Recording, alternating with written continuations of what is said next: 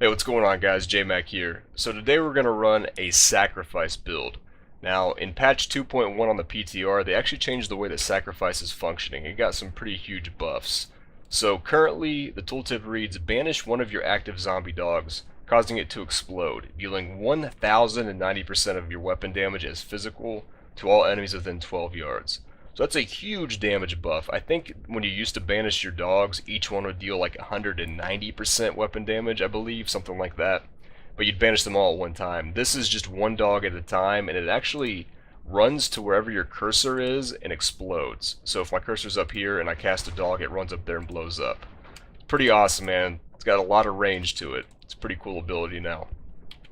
So we're going to run that along with Provoke the Pack. They actually retooled a lot of the runes for this ability, but Provoke the Pack is one of them. Gain 20% increased damage done for 5 seconds after using Sacrifice. Now I believe in the patch notes, or at least the data mined PTR patch notes, that Provoke the Pack was supposed to stack up to 10 times. I believe that it's only stacking up to 5. I don't think you can get it to stack any higher than that currently. So, I'm not sure if that's intended or not, but even still, that's a huge damage buff. And in this build that I'm running currently, you normally have about 2 to 5 stacks.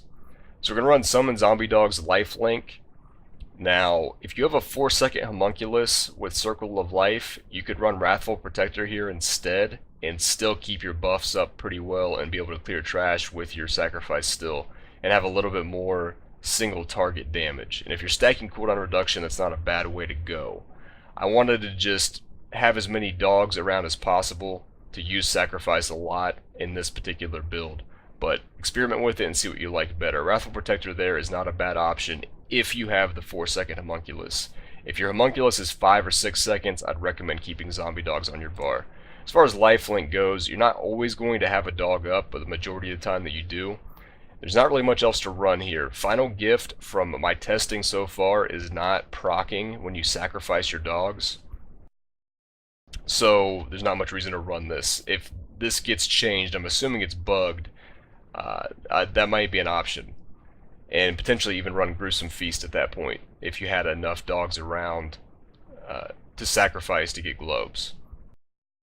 We're going to run Big Bad Voodoo Slam Dance, Piranha's Paranado to pull everything in, and then AoE it down with Summon Zombie Dogs and Sacrifice, Spirit Walk Jaunt, Fetish Army Legion of Daggers with 4-piece Zuni. So the basic idea is that we're going to clear trash with Sacrifice, and Fetish Army is going to get buffed by Provoke the Pack, and that'll be our elite and champion and boss killer. Pierce the Veil for more damage, Fierce Loyalty for another dog and the movement speed, Grave Injustice for more cooldown reduction, and Circle of Life for more dogs. As far as the gear goes, like I said, 4-second Homunculus. This is pretty important. The nice thing too is on the PTR that the Homunculus doesn't have the stat, like on live servers, Homunculus always rolled certain stats, and this doesn't have those fixed stats anymore, so it can roll much better than on live servers, which is nice. And a lot of items are that way now. Mask of Jerum, basic pet items, Tasker and Theos, Augild's shoulders and bracers with physical damage, and then the Ring of Rogue Ranger to get the 3-piece bonus there. A Golden Gorgot Leoric. Now you want this to be physical instead of average damage if you can. I unfortunately just don't have a good physical amulet currently. Zuni's Morrow, Zuni Trail, and then Zuni Pox, and then the Rain to get the 4-piece bonus. Now unfortunately you gotta run a Zuni Pox here because you're running Homunculus, which means you can't run a Zuni String of Skulls, which is unfortunate. That's just kind of the way it is at the moment.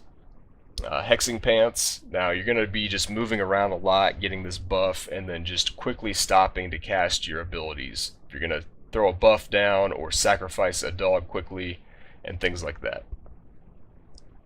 Witching Hour for more damage. You could run a lot of things here. I have not been running Harrington just because Harrington is not very good in Greater Rifts. There's not a lot of clickables in Greater Rifts for Harrington Wasteguard to be usable. So I've been trying to kind of get away from it. Now if you're just running Torment 6, which is what we're going to run here in just a minute, there's no reason not to. If you have one, you might as well. But you could also run String of Ears here for more survivability.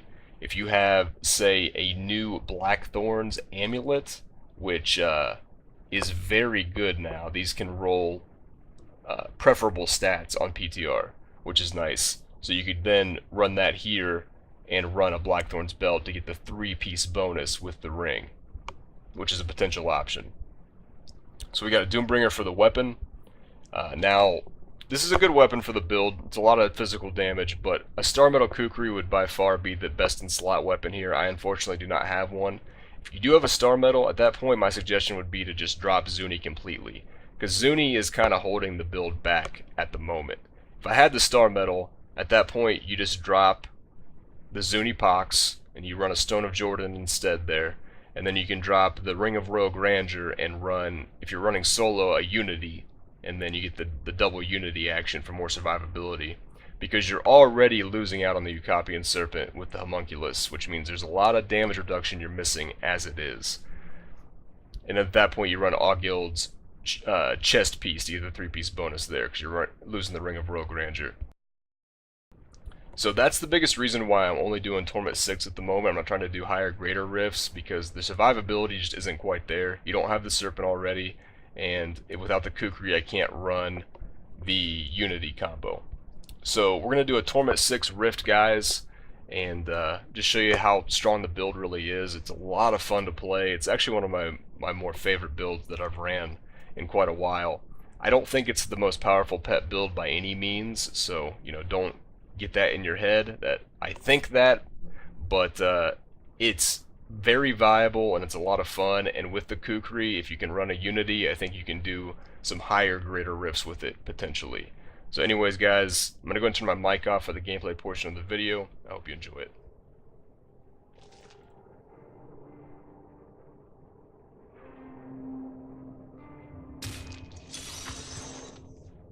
I wish you luck.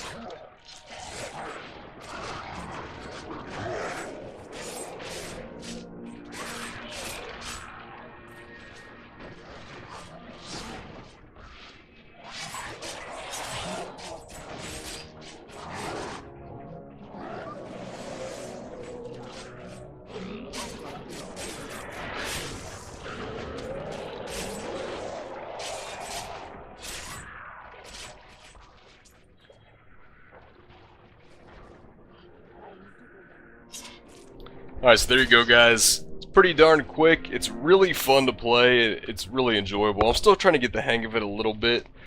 And let me be clear that I definitely don't think this is the best pet spec by any means, but this is definitely a viable option and it's a lot of fun. And if you have the kukri, like I talked about earlier, you should be able to do this in even, like, I would say like 30, maybe even higher greater rifts. So, give it a shot, see what you think. I think in the higher, greater rifts, you'd probably end up dropping zombie dogs on your bar and running Wrathful Protector for more single target, but just experiment with it. If I had the kukri, I'd do it myself, but a lot of you guys have one, so give it a try and let me know how it goes. But anyways, guys, thanks for watching. I hope you enjoyed the video, and I will see you next time.